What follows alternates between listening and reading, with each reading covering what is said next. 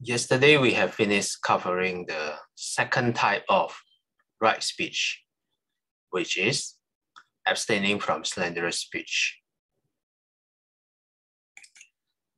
Slanderous speech intended to create enmity and division, to alienate one person or group from another. It is written here that slanderous speech is one of the most serious moral transgression. There is a root of hate, the root of hate involved makes the unwholesome karma already heavy, and sometimes the action usually occurs after deliberation, after planning. Then the negative force of the karma becomes even stronger. And making it worse, when the slanderous statement is false, the two wrongs of falsehood and slander combine to produce an extremely powerful unwholesome karma. To further show how serious this is, the text, the canonical text, records several cases in which the calumny of an innocent party, the slander of an innocent party, led to an immediate rebirth in the plane of misery.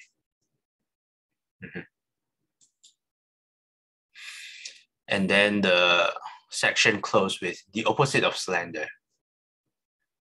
Is speech that promotes friendship and harmony, originates from a mind of loving kindness and sympathy. So that is about slanderous speech. Any comments or questions before we move on to the third component?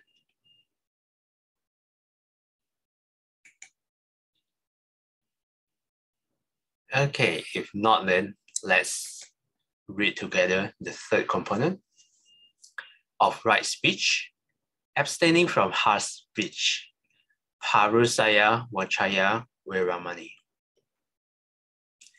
He avoids harsh language and abstains from it. He speaks such words as are gentle, soothing to the ear, loving, such words as go to the heart and are courteous, friendly, and agreeable to many.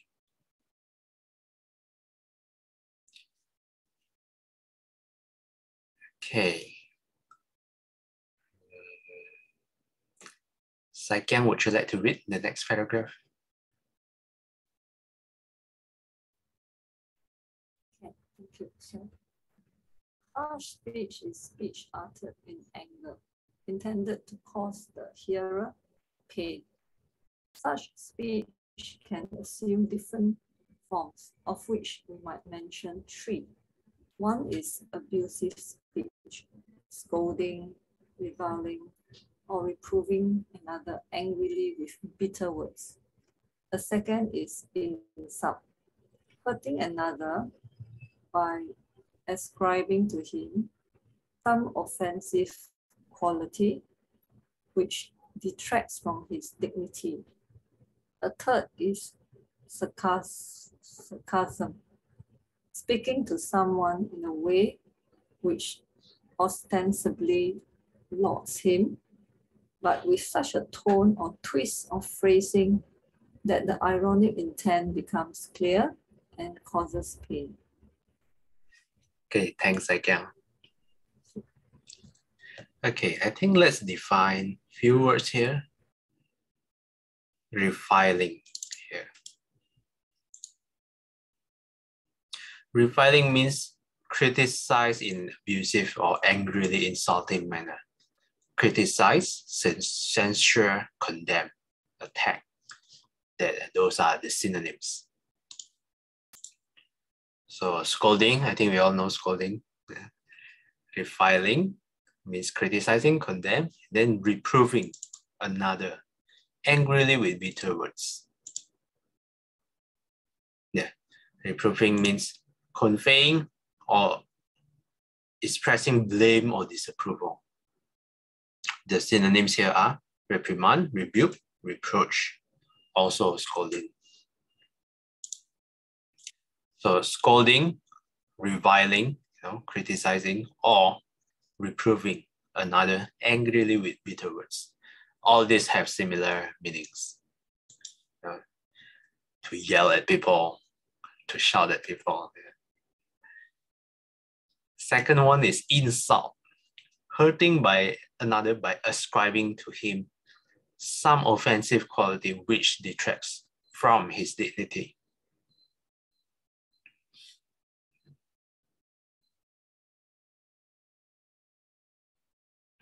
So, what are some of the examples of insult? Maybe sometimes when we are angry with someone, say, screw you, something like that. Third is sarcasm, speaking to someone in a way which ostensibly lauds him. So ostensibly. As appears or is stated to be true, though not necessarily or apparently. Lauds here means that, not this one. Yeah, in the definition of work, to praise a person or the achievements highly. So you see how these two are coming together? Ostensibly, as appear to be true, but not necessarily so. So I have to admit, I have done this occasionally as well, sarcasm. I agree with my friend to meet at 7 p.m. My friend comes at 8 p.m. Then when he comes, or when he or she comes, I said to him, "Oh, you're so early today. Congrats." 1 hour late. Yeah. So that's one way I do sarcasm. Wow, very early, like we can say here. So that is one example, but there are many examples that I do. So this kind of becomes habit. So I have to be, aware that this is not a right speech. And for abusive speech and insult, this one sometimes in the past I used to do this a lot, and because being young, I thought yelling swear words is the cool thing to do. All this Abing and Alin, they like to say all these F words, all these words. And usually in the past, I have no reservation, but gradually I start to see the image that I portray, firstly, and also sometimes that it can hurt other people as well. So nowadays, commonly when I do this, it is when usually a reflexive kind, let's say something happens, then my reflex is just to say the word, "Oh no," and then I say the word, the F word. So this one is my confession here. I'm being vulnerable here. So this is something that I definitely need to work on. Harsh speech. How about you guys? You guys want to share anything? One thing that came to mind is also when I read this word abusive and insult, immediately the image of my parents fighting immediately came to mind. Oh, I tell you, like, they cannot go a single day without shouting at each other. It was like, initially I wanted to stop it, but I realized I don't have the power. So when it happens, I would just, okay, hope it stops soon, but I would not bother so much. This is also another example. Okay, how about you guys? Any comments, questions, or you want to share anything related to harsh speech? Especially these three types: abusive, insult, or sarcasm.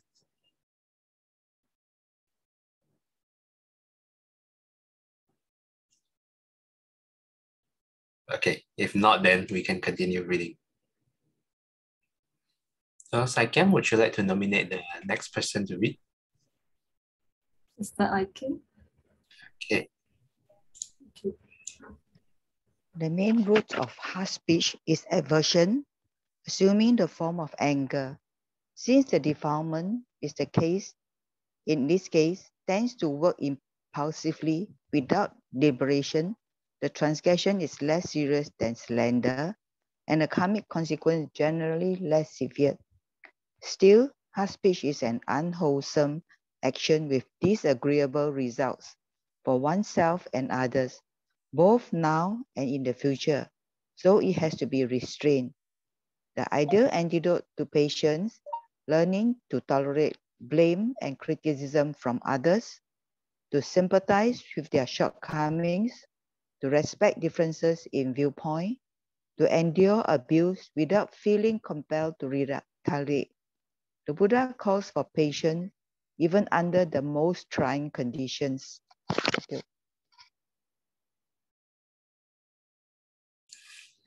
Thanks, Akim. So even though my transgression is less severe than slander, still, it is an unwholesome action with disagreeable results for myself and for others, both now and in the future. So it has to be restrained. So I have to restrain myself. The ideal antidote here is patience, learning to tolerate blame and criticism from others, sympathize with their shortcomings, to respect different viewpoint, differences in viewpoint.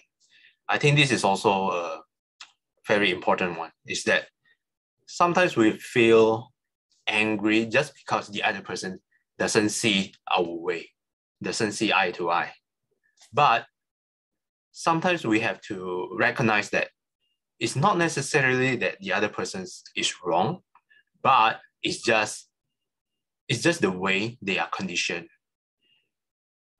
from their childhood or from their past experience, and every individuals are different. So we sometimes have to recognize that the ways of doing things from other people can be different, and it doesn't have to be wrong. So I think this is an important point, to respect differences in viewpoint. And for those of you who attend path screening of Venerable Tibetan children, many traditions, one teacher, but what is the path? This is a good example of respecting different traditions of Buddhism. Not because they are not wrong, it's just that they are different ways of expressing or learning the teachings. There are different vehicles out there. Just because you drive Toyota doesn't mean people who drive Suzuki are wrong. All of them are vehicles. Yeah. So this is one example. And then the last one, to endure abuse without feeling compelled to retaliate. What does that mean? Let's read the next paragraph to find out. Sister Aiki, would you like to nominate the next person? Can Sister Some take over? Thanks. Okay. Even if monks, robbers, and murderers saw through your limbs and joints, whosoever should give way to anger, threat, would not be following my advice. For thus ought you to train yourselves. Undisturbed shall our mind remain, with heart full of love and free from any hidden malice. And that person shall be penetrate with loving thoughts, wide, deep, boundless, freed from anger and hatred. Thanks, Shomi. So this is a really, gory image. If robbers or murderers, come into my room and saw through my limbs, all my joints, feel my fingers. Yeah, and if I were to be angry with the robbers, then I would not be following the Buddha's teachings. Yeah. This one I should also mention that this is not being passive or being, just taking no actions to whatever happening to ourselves. It's not like we are succumbing to the conditions.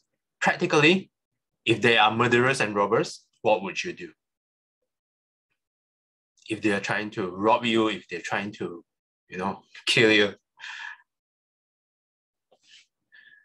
I don't know about you, but for me, first thing I would do is definitely run away as fast as possible. Just to avoid all of this from happening. But I think the context of this sutta is that it is on the situation where I am cornered, where I cannot do anything at all, where maybe my hands are tied and my legs are tied and they want to hurt me. They want to cut me up and they want to sever all my limbs and joints.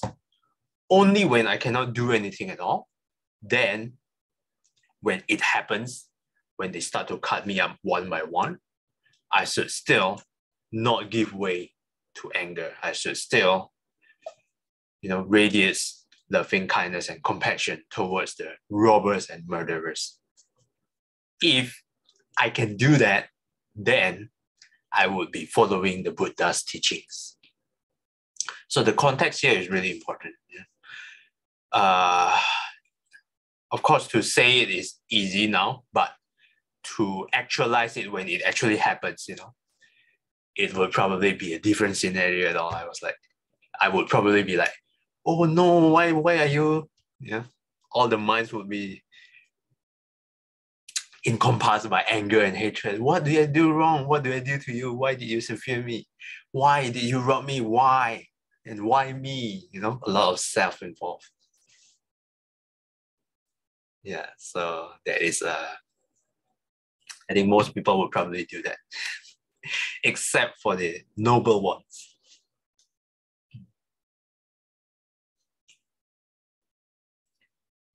Okay, any comments or questions? Would you like to share any stories that come to your mind? Okay, Saikyang, yes. Okay. About the 3 types of harsh speech, right? Yes. So the sarcasm, I'm also one of those who previously used to be very sarcastic. I can say in a voice that is so like nothing, but actually deep inside there's this hatred. And I want to point out it's because of influence from people near me. For example, my grandmother, sometimes she asked me questions when I was very little. And then sometimes, kids just play and then sort of like ignore her. Then she will get quite upset and angry. And then sometimes I don't answer her. And she uses the phrase, in Teochew,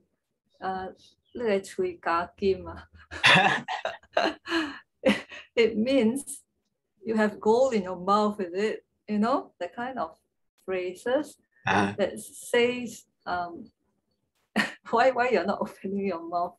But it's in a nice way. I mean, the language that she used is you have gold in your mouth. So for me, I don't really get it. Then eventually I think about it. I said, oh, she's angry with me. But she sarcastically just said that. Yeah. And yeah, so I realized that when I grow up, I also said this type of things to people, I also have this type of reaction to people. So yeah, so I think it's the conditions that I'm, exposed to in my early days. So I sort of like, acquire all these bad habits. Yeah, so I think that harsh speech, not only harsh speech, all the long speech is very difficult because day to day we must talk, right? Even if we don't talk, also people get upset. Yeah. So yeah, that's my sharing. Thank you. Yeah, thanks again for sharing. Yeah, so glad that I'm not the only one having this problem. I'm not glad that we have the problems, but glad that we share a common thread. Yeah, influence with people around me. I think the way we speak is is influenced by a lot of people around me. I think the way I speak to, it has been absorbed by the people I talk to. I would say I listen to Shifu a lot, so sometimes I also speak like him as well, and I also think like him.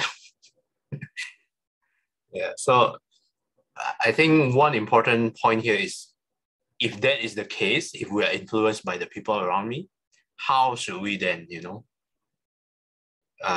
mingle with, or how should we select the people around us is really important if we really want to, make the progress, be it in a spiritual path or even in the worldly way.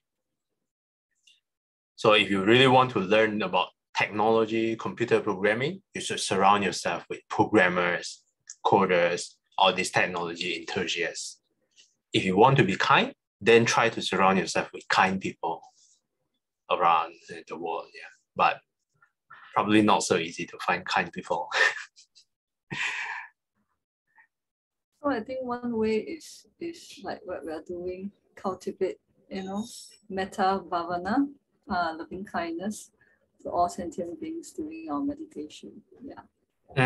That is one way also to start working. Yeah. Yes, that's true. That's true. So any comments or questions before we wrap up for this morning?